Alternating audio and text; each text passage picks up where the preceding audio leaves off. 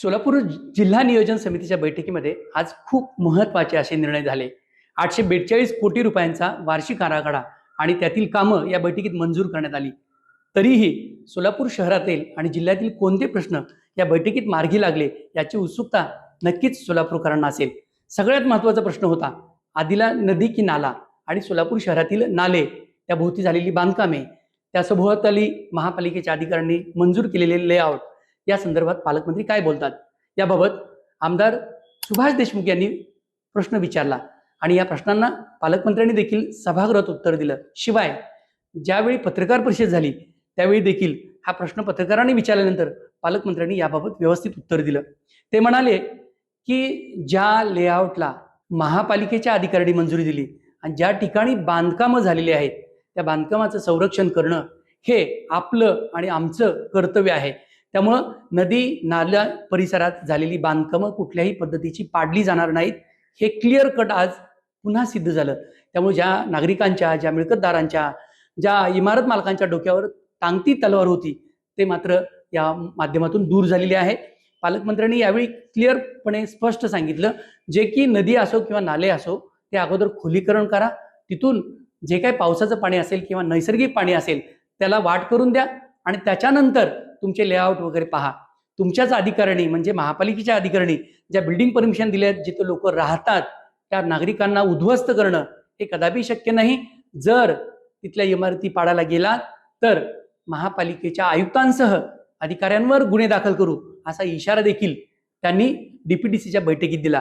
त्यामुळं नदी आणि नाले आणि सोलापूर शहरातील जे काही 74 प्रस्तावित नाले आहेत त्याबाबत आता पुन्हा एकदा मोठा संभ्रम निर्माण झालेला आहे। का नदीबाबत हा विषय क्लिअर झाला, परंतु जे 74 नाले आहेत त्याबाबत आता नव्याने सर्वे करावा लागणार आहे।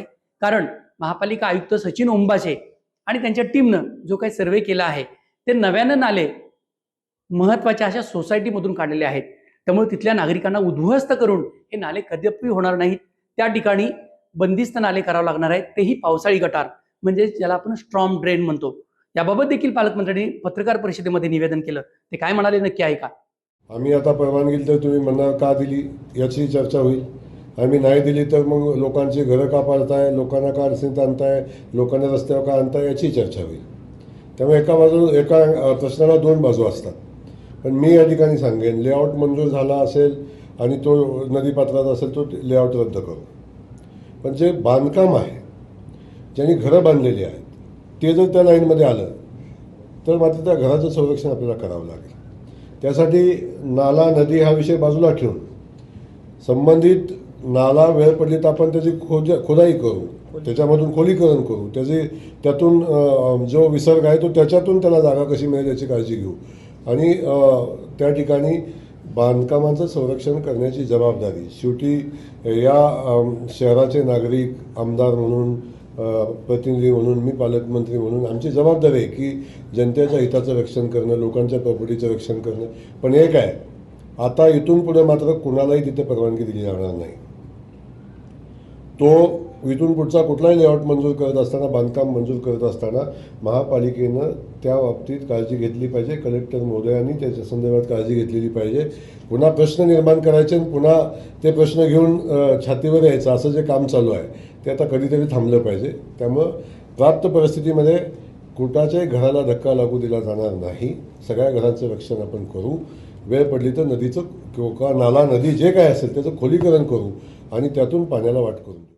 जिथे संपदेला असे थोर मान, जणू वैभवाचे सजे शिल्प छान। सुवर्णाची या ग्राहका नम्र राहे, असे सर्व भूमंडळी एक आहे। गणेश रामचंद्र आपटे, मंगळवार पेठ आणि लकी चौक आणि आता नव्या अलंकारांसह नवे दालन, रामकुटी 7 रस्ता सोलापूर। गणेश रामचंद्र आपटे।